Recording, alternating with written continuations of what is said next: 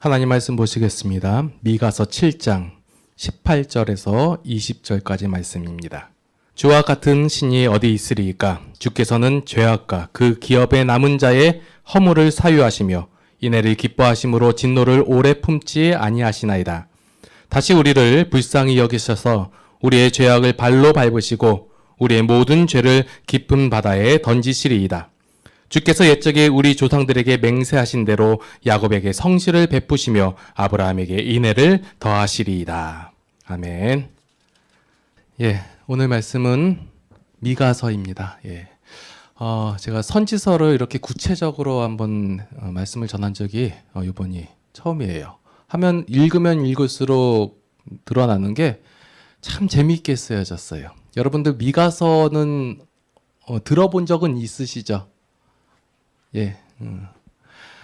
들어봤긴 하지만 설교 가운데서 듣기는 좀 드무실 거예요. 왜냐하면 목사님들이 미가서를 가지고 딱 특별히 설교하는 경우가 극히 드물어요.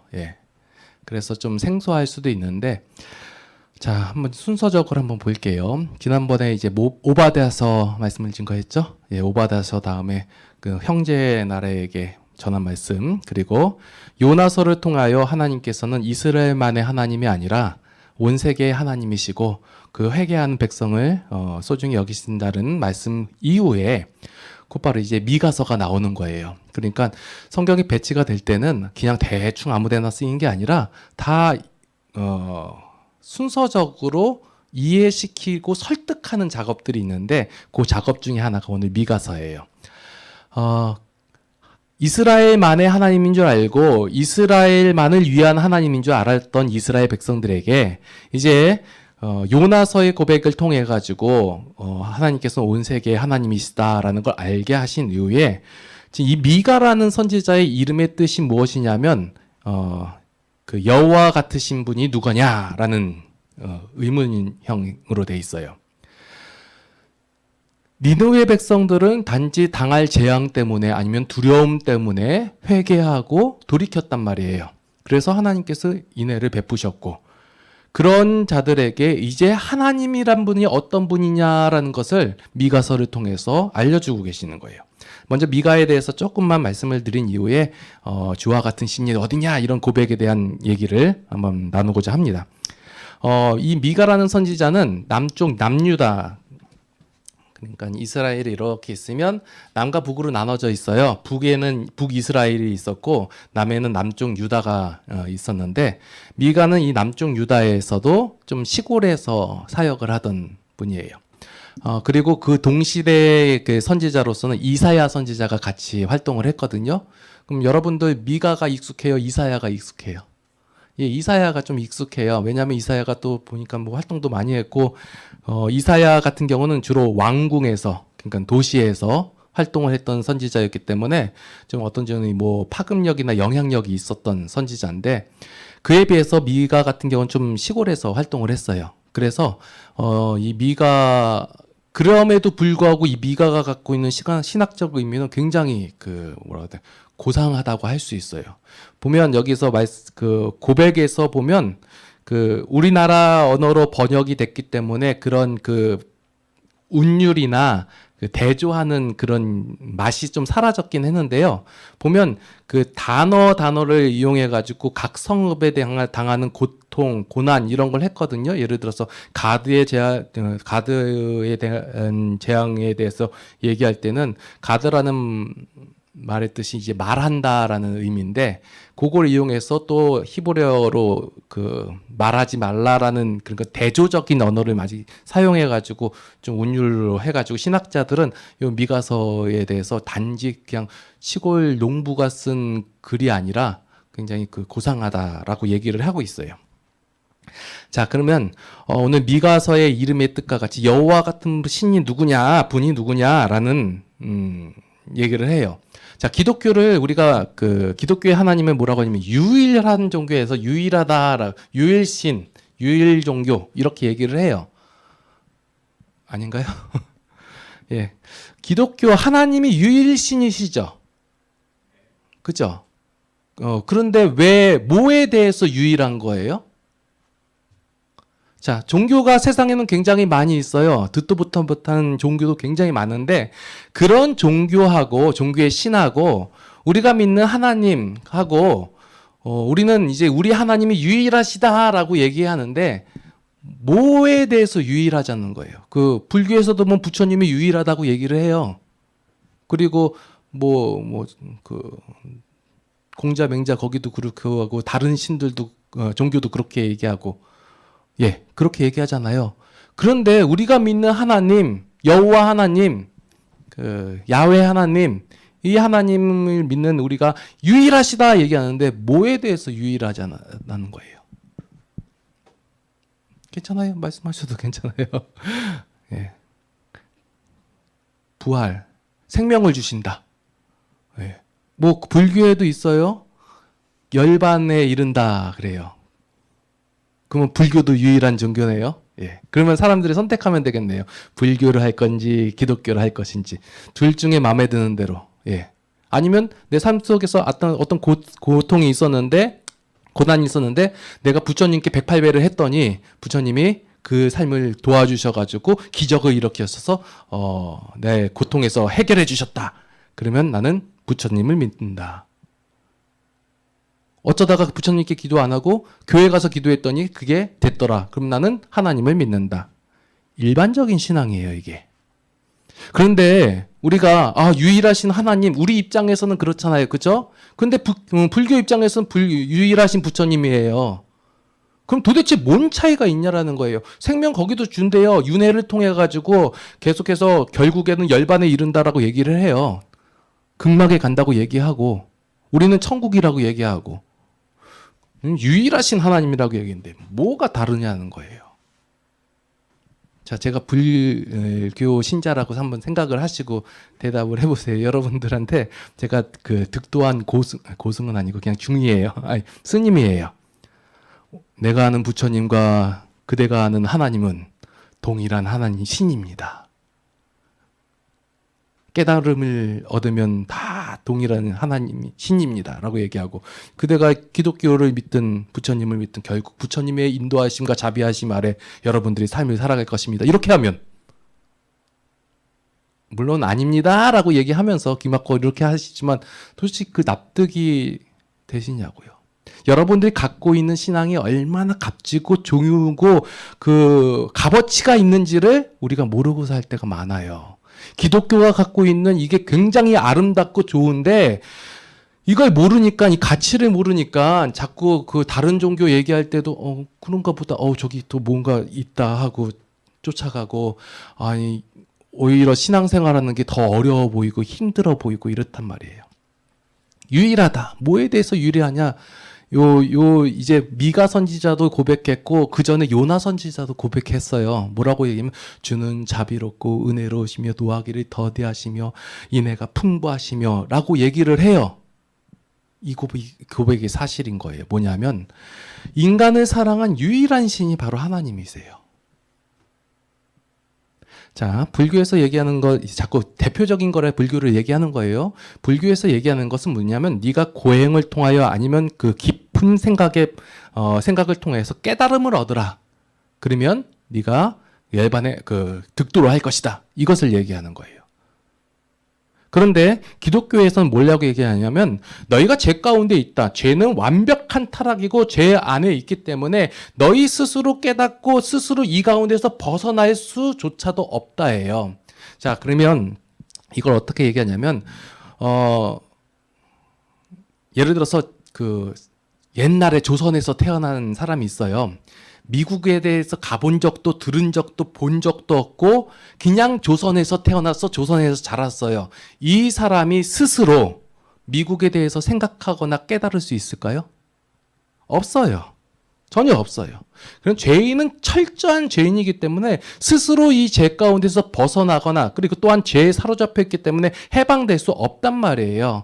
그래서 건져 주어야 되고 구속하여 되고 해방시켜 줘야 되는데 그것을 하나님께서 하셨다는 거예요. 그 하나님께서 인간을 사랑하셔가지고 그 자신의 몸까지 그러니까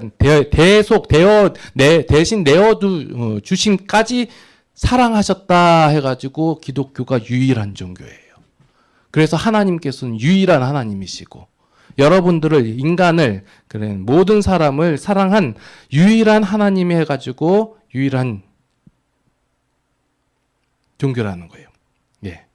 이 미가서에서 이 고백하는 얘기가 뭐냐면 세상에 많은 신이 있고 여러 종류의 신이 있지만 하나님과 같이 우리를 사랑하시고 우리를 위하시고 우리를 이끄시고 우리를 보호하시는 그런 하나님이 어딨냐라고 묻고 있는 거예요. 있으면 나와봐라. 그래서 참 재밌는 내용이 뭐냐면 미가서에서 뭘 얘기하냐면 그 나중에 보면 마태복음에서 예수님께서 태어나실 때 있잖아요. 그때 동방박사가 헤롯 궁으로 가요. 그래서 여기 그 왕이 나셨다 하니까 왕이 이제 각 서기관들하고 그런 흔히 말하는 신학자들을 모아놓고 그 왕이 어디서 나오냐 했더니 그때 들고 나온 구절이 미가서예요. 유대 땅 베들레헴아 너는 그 얘기가 어디서 나냐면 마태복음 2장 6절에서 나오는데 그 미가서 5장 2절에 보면 자, 한번 제가 읽어 드릴게요. 5장 2절에 보니까 베들레헴 에브라다야 너는 유다 족속 중에 작을지라도 이스라엘을 다스릴 자가 내게로 나올 것이라. 그는 그의 근본은 상고의 영원에 있느니라. 라고 예언된 말씀을 들고 나온단 말이에요. 그래서 베들레헴을 안 거예요. 그리고 마태복음 10장 35절에서 보면 예수님께서 이제 그 집안의 원수가 집안에 있다 그 얘기하시면서 미가서 말씀을 인용하세요. 그래서 요 인용 말씀 보면 아 미가서 내용이 이렇구나라고 알 수 있는 거예요. 예. 그래서 자, 요 말씀을 가지고 그 신 하나님 그러니까 여기서 말하는 제가 하나님이라 말하는 이게 일반적인 신 이것을 얘기해요. 우리가 일반적으로 알고 있는 신의 그 사상 그대로 이스라엘 백성들이 하나님을 섬기고 지금 현재 우리의 신앙인들도 그렇게 하나님을 섬긴다라는 것을 이 미가 선지자가 꼬집고 경고하는 말씀이 나오는 거예요. 무슨 말씀이냐면 일반적으로 생각하는 신 어때요? 여러분들이 생각하는 신 두렵고 크고 능력 있고 파워풀하고 예. 그래서 저기 옛날에 보면 지금도 그런가요? 그 바다 배 떠나기 전에 그 뭐 제사를 드리잖아요. 그 뭐 해신제인가 그런 거 드리잖아요. 제발 그 풍랑 일지 않게 해주시고 그리고 만선을 이루게 해달라고 그 신께 제사하는 게 있어요. 그게 일반적으로 생각하는 신이에요. 우리한테 우리의 삶 속에 신이여 제발 해코지하지 말아주시고 그리고 우리의 삶에 풍요로움을 더하여 주시옵소서라고 빈단 말이에요. 그래서 그렇게 하려고 빌려고 하다 보니까 빈손으로 나가냐? 그럴 수 없다. 우리의 정성을 바치자 해가지고 정성껏 재물을 드린단 말이에요. 그것도 재물도 그냥 흔해 빠진 거 갖다 바치는 게 아니라 귀하고 아름답고 그리고 고귀한 것들로 재물을 드린단 말이에요. 그리고 정성껏 드려요. 그러면 그 신께서 나의 정성과 재물을 보시고 감동하셔서 나를 해코지 아니하고 그리고 내게 내가 원하는 풍요로움을 주신다. 제가 딴 얘기하는 거 아니에요? 일반적인 그 신을 얘기하는 거예요. 그렇게 한단 말이에요. 그게 우리가 알고 있는 일반적인 모든 사람이 알고 있는 인간의 기본적인 제적 기준인 기브 앤 테이크 사상이에요. 주는 게 있어야 받는 게 있고 내가 받았으면 줘야지. 이게 나쁘다고 얘기하는 게 아니에요. 일반적인 인간적인 관계에서는 인간과 인간과의 관계에서는 기브 앤 테이크가 맞아요. 그렇잖아요. 여러분들도 누가 여러분들에게 뭔가 잘해주면 좋잖아요. 나도 저 사람한테 잘해주고 싶고. 그 잠언서에서도 나와요. 뇌물은 사람의 마음을 움직인다고 했어요. 뇌물이 안 좋은 게 아니라 그렇게 사람의 마음을 주니까 움직이고 이게 보통 인간들이 갖고 있는 제적 기준이에요. 그게 기브 앤 테이크 사상. 그 인과관계가 신과의 관계에서도 그렇다 하고 하나님도 그럴 것이다 라고 하고 나오니까 이게 문제인 거예요. 하나님은 우리한테 기브 앤 테이크를 안 하세요. 그런데 우리가 그 사상과 생각이 있기 때문에 하나님도 그럴 것이다 하고 일반 신을 섬기던 그 습관 그대로 하나님을 섬기려고 한단 말이에요. 그게 바로 우리만 그런 게 아니라 옛날 미가에도 그런 거예요. 6장 6절에서 보니까 내가 무엇을 가지고 여호와 앞에 나아가며 높으신 하나님께 경배할까? 내가 번제물로 1년 된 송아지를 가지고 그 앞에 나아갈까? 여호와께서 천천의 순양이나 만만의 강물 같은 기름을 기뻐하실까? 내 허물을 위하여 내 맏아들을 내 영혼의 죄로 말미암아 내 몸에 열매를 드릴까? 이 얘기예요.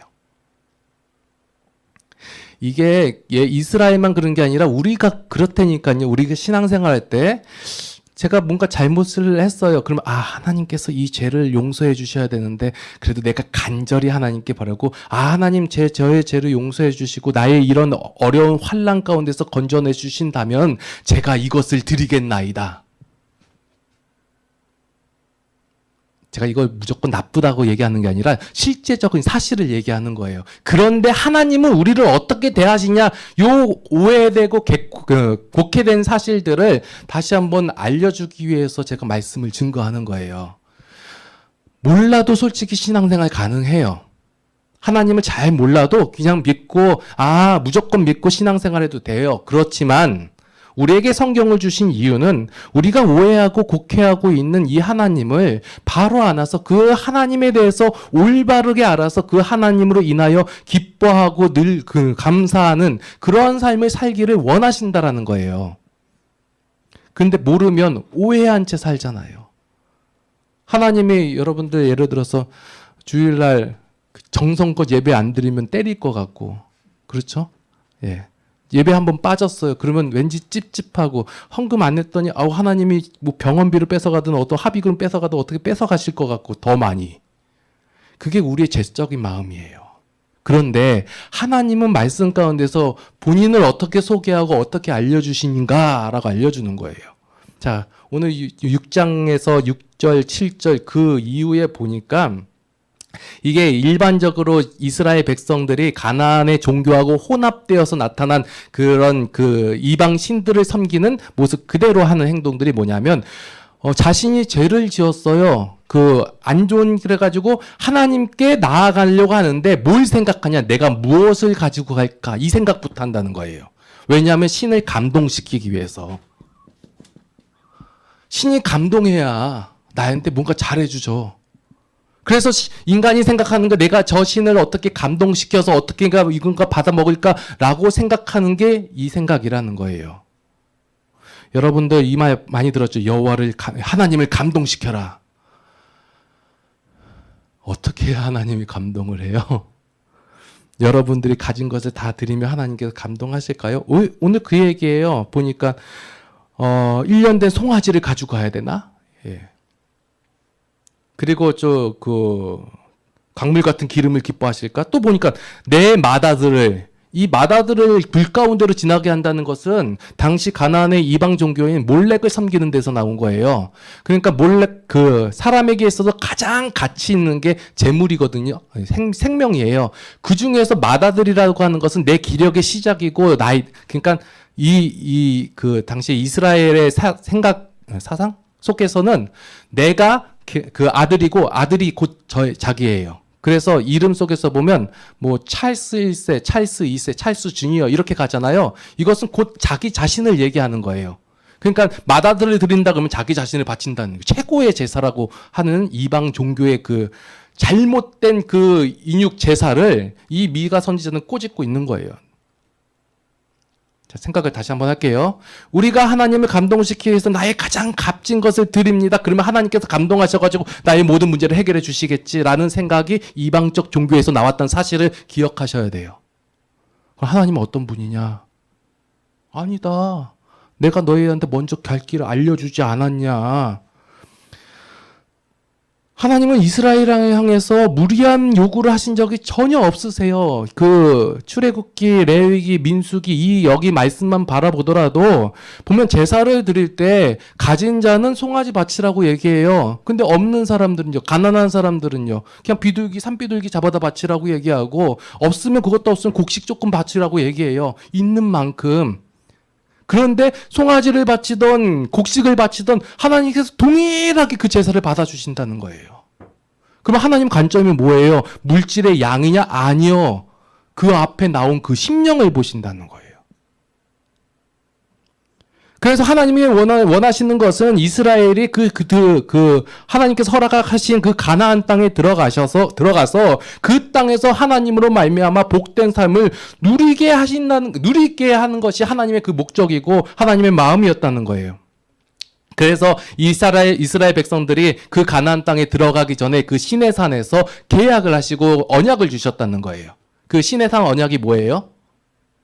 여러분도 잘 아시는 그 십계명 얘기예요. 그 십계명 내용이 뭐예요? 십계명은 앞에 5계명은 하나님을 위한 것이고 뒤에 6계명은 5계명은 인간을 위한 것이다라고 얘기하는데 다 인간을 위한 거예요.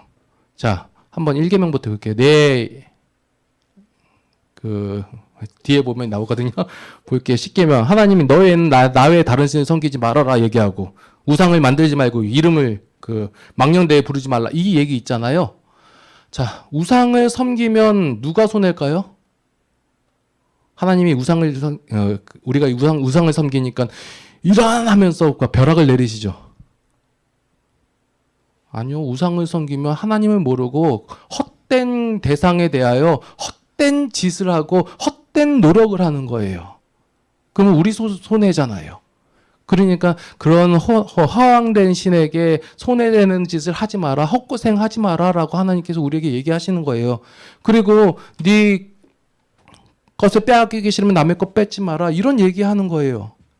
그러니까 신해상 언약에서 말하는 게 계약에서 하는 거면 네가 하나님을 인정하고 남을 해하지 말고 남을 속이지 말고 네가 힘이 있다고 해서 남을 괴롭히지 말고 네가 힘이 없다고 해서 남을 해코지하지 말고 뒤통수 치지 말고 이런 얘기하는 거예요. 다른 얘기하는 게 아니라. 그래서 오늘 보니까 6장 8절에서 보니까 사람아 하면서 얘기하는 게 있어요. 이 단어도 한번 설명해 드려야 되는데 여기서 사람아라고 말하는 게 뭐냐면 아담이에요. 아담이라는 단어는 뭐냐면 물론 태초에 아담과 이브 그 얘기할 때 아담도 하지만 온 인류라는 의미를 갖고 있어요. 이제는 이스라엘만을 향하여 이스라엘아 들으라 하고 구약에서는 쉐마 이스라엘라고 얘기하는데 여기서 보니까 사람아 하고 아담아 하면서 얘기하는 거예요. 모든 인류한테 말씀하시는 거예요. 모든 사람들에게. 뭐라고 말씀하시냐면 주께서 선한 것이 무엇임을 내게 보이셨나니 이미 보였다는 거예요. 선한 것이 옳고 그른 것이 무엇인지를 여러 선지자를 통해서 말씀하셨어요. 선한 게 무엇인지 무엇이 옳고 그른 것인지 율법을 통하여 이미 말씀하셔 주셨다는 거예요. 그 전에 바로 미가서 선지자 전에 보니까 아모스 선지자를 통하여 정의와 공의가 무엇인지를 알려주시고 호세아 선지자를 통하여 참사랑이 무엇인지를 인애가 무엇인지를 알려주시고 그리고 이사야 선지자를 통하여 거룩한 것 겸손이라는 것 무엇인지를 알려주셨다는 거예요. 여기서 겸손이라는 단어 제가 풀어드린 적 있나요? 겸손이 뭐예요? 자기 자신을 낮춘다라고 하는 거잖아요. 근데 성경에서 말하는 겸손은 솔직히 우리한테 쓰는 단어가 아니에요. 모든 인간은 겸손할 수가 없어요. 이 말의 의미는 뭐냐면 겸손이란 단어의 의미가 우리는 내가 이런데 자신을 낮춰서 얘기하는 거다라 이게 하는데 성경에서 말하는 겸손은 뭐냐면 내 자신을 아는 게 겸손이에요. 내가 나 자신을 알면 내가 높아질 수가 없는 거예요. 이미 있는 자세, 저는 이렇습니다라는 사실을 원래 그대로 그냥 고백하는 것, 그것을 성경에서는 겸손이라고 얘기하는 거예요. 하나님께서 이끄시고 하나님께서 만들어주시고 하나님께서 인도하시고 하나님께서 다 하셨는데 그것을 내가 맞습니다. 하나님께서 하셨습니다. 라고 고백하는 걸 성경은 네가 겸손하다라고 얘기하는 거예요. 그러니까 여러분들이 말씀을 통해서 하나님에 대해서 알아가고 그럼 나 자신에 대해서 알면 그것을 고백하잖아요. 그걸 주변 사람들이 뭐라고 얘기하면 겸손하다라고 얘기하는 거예요. 자, 좀 빗나가는데 이것이 무엇인지 선지자들을 통하여 알려주시는 거예요. 그래서 우리로 하여금 공의를 실천하고 사람을 사랑하고 하나님과 함께 겸손히 걷는 행위를 수반하는 것이 바로 하나님을 믿는 것이다. 그 신앙이다. 라고 알려주고 계시는 거예요. 그래서 하나님께서는 이스라엘에게 더 나아가서 모든 인류에게 원하고 계시는 것이 바로 하나님을 경외하고 경외하는 건 두렵과 떨림으로 그를 따른다는 거예요. 그리고 그 모든 길을 따르고 하나님께서 주신 그 방법들을 따라가고 그를 사랑하고 마음과 정성을 다하여 하나님을 섬기고 우리가 행복하게 살도록 하나님께서 우리에게 명하신 명령과 규례를 지키는 거예요. 그게 바로 모세오경의 핵심인, 그러니까 모든 성경의 핵심인 그 신명기 10장 12절에서 13절에서 나오는 그 내 마음과 뜻과 정성을 다하여 주 너희 하나님을 사랑하라. 이것이 온 규례예요. 율법이요. 선지자의 강령이다라고 하는 거예요. 그러면 되잖아요. 그죠? 여기서 딱 끝났으면 미가서로 성경이 끝났을 거예요. 그죠? 여러분도 이 말씀 듣고 아 그렇구나. 하나님이 그러시구나. 하나님이 유일하신 하나님이시고 하나님은 나에게서 어떤 재물이나 아니면 우리 열심이나 헌신을 요구하시는 것이 아니라 우리의 삶의 변화구나. 그래서 정의를 행하고는 것이고 속이는 추를 쓰지 않는 것이고 이런 것이구나라고 알게 됐잖아요. 선지자의 선포를 통해서. 그러면 그대로 하면 되잖아요. 근데 안 돼요. 대부분의 설교가 여기서 끝나요. 여러분들 각성하시고 회개하시고 돌이켜서 선을 행하시고 의를 행하시고 여호와께서 기뻐하시는 일을 행하십시오 하고 끝난단 말이에요. 그럼 선지서 여기서 끝나는 거잖아요. 그런데 그 이유 계속 있어요. 말라기까지 있고 그 다음에 뭐가 하냐면 사복음서가 나오는 거예요. 예수 그리스도가 오신다는 거예요. 왜 예수 그리스도께서 오셔야 하는지를 설명하기 위해서 이 중간단계에서 있는 거예요. 미가 선지자가 이제 베들레헴 그 통치할 왕에 대해서 예언을 하면서 뭘 얘기하시냐면 결국은 너희의 힘으로 너희의 능력으로 너희의 각오로 너희의 작심으로 절대로 안 된다 얘기하는 거예요. 죄에서 벗어나고 하나님을 섬길 하나님의 방법대로 행할 길이 없다라는 것을 알려주는 거예요. 그럼 뭐 하는 거예요? 그래서 구원하셔야 되는 거예요. 그래서 예수 그리스도께서 오시는 거예요. 우리의 행함과 우리의 능력으로 아는 거에 지금 안다. 그냥 이건 지식적으로 알면 얘기해요. 다트. 그런데 그것을 안다 할지라도 우리가 행할 힘이 없고 나중에 보면 이제 그 뒷부분 선지서에서 보면 너희가 힘이 약하여져서 행할 힘도 없고 기력도 없고 이런 얘기가 나오거든요. 없는 거예요. 할 수 있어야 이뤄야 되겠는 것이 옳다는 것은 알겠는데 내 힘이 연약하여 안 된다예요. 그래서 하나님께서 직접 우리의 죄를 담당하셔서 오셔서 그 문제를 다 싹 해결해 주신다는 거예요. 여러분들 그것을 해결받은 하나님의 백성이고 그게 바로 신앙인이고 기독교인이고 그리스도인이고 성도라는 거예요. 행할 힘이 이제 있어요. 생명이 있어요. 근데 여전히 구약과 똑같은 삶을 사는 이유가 있잖아요. 그 이유 뭐예요? 알지 못해서. 다시 처음으로 들어가는 거예요. 알지 못해서. 이것 단어하고 믿는다는 거 같은 거예요. 믿음이 없어서요. 끄덕이지 않아서. 여러분들 하나님의 말씀을 바라보고 하나님께서 하신 것을 우리가 인정하지 않기 때문에 그렇기 때문에 우리가 그 선을 행할 힘이 없다는 거예요. 계속해서 제가 반복돼서 말씀을 할 거예요. 하나님의 마음은 그래요. 우리의 어떤 재물이나 열심이나 열정이나 아니면 우리의 수고나 이런 것을 요구하시는 게 아니라 우리가 돌이켜서 하나님의 심정과 마음으로서 그 삶을 살아가서 행복하게 하나님 안에서 기뻐하며 즐거워하며 살아가길 원하신다라는 거예요. 그래서 하나님께서 지금까지 일하세요. 그걸 우리는 이제 바라보고 인정하고 그래서 그 힘 가지고 죄를 이기며 살아가는 거예요. 예. 그래서 다시 처음으로 들어갈게요. 제가 성경 읽기 많이 강조하잖아요. 읽으세요. 그래야 살아요. 아무리 신앙생활 오래 했어도 아무리 뭐 목사님이라 뭐 장로님이라 해도요. 말씀을 가까이 아니하고 날마다 하나님을 바라보지 않으면요. 그 안에 있던 죄가 꿈틀거려요. 그래서 힘든 삶을 살아요. 예. 그래서 하나님 말씀 가까이 하시고 우리의 삶 속에서 하나님께서 어떻게 역사하시고 일하시는 것을 바라봐서 그 하나님을 날마다 고백하고 인정하면 그것이 네가 하나님을 알았다, 믿음이 있다 하면서 여겨주시면서 칭찬하시고 그와 함께 우리에게 하나님을 기쁨하는 기쁨의 삶을 누리게 하시는 것이 바로 하나님의 마음이요 심정이요 우리를 향한 계획이라는 거예요. 예. 우리의 하나님 대신 우리 하나님 참으로 감사합니다. 하나님이 우리의 하나님이어서 참으로 감사합니다. 그 하나님의 은혜에 감사해서 감격해서 우리가 여러 가지 모양으로 하나님께 예물 드립니다. 하나님, 이 예물들을 기뻐 받아주시옵고 우리의 감사를 받아주시옵소서. 우리가 어떤 것을 얻기 위해서 아니면 어떠한 문제를 해결받기 위해서 하나님을 감동시키려고 나온 것이 아닙니다. 우리의 어떤 열심이, 어떤 재물이 하나님을 감동시키지 못한다는 사실을 우리가 말씀을 통해서 깨달았습니다. 하나님께서 주신 그 마음을 가지고, 그 심정을 가지고, 그 율례와 법도를 기뻐하며 즐거워하며 행하는 우리들이 되게 하여 주시옵소서. 하나님, 우린 연약합니다. 부족합니다. 그래서 하나님께서 하셔야 합니다. 우리의 심정과 마음을 붙잡아 주시옵고, 이제 한 주간도 살아갈 때 그 사탄의 어떤 유혹과 미혹에도 넘어지지 않는 힘을 더하여 주시옵소서. 그로 말미암아 우리가 그 삶 속에서 하나님의 마음을, 하나님의 심정을 마음껏 표출하게 하여 주시옵고, 다음 주에 왔을 때 그 하나님으로 인하여 감사, 감격의 예배를 하나님께 드릴 수 있도록 인도하여 주시옵소서. 이제는 우리 주 예수 그리스도의 무한하신 은혜와 하나님 아버지의 극진하신 사랑하심과 성령님의 감화, 감동, 교통, 인도, 보호, 역사하심이 이제는 하나님의 심정으로 하나님의 마음으로 삶을 살아가기를 원하는 모든 성도들 머리 위에 이제로부터 영원토록 함께 하시옵기를 간절히 축원하옵나이다. 아멘.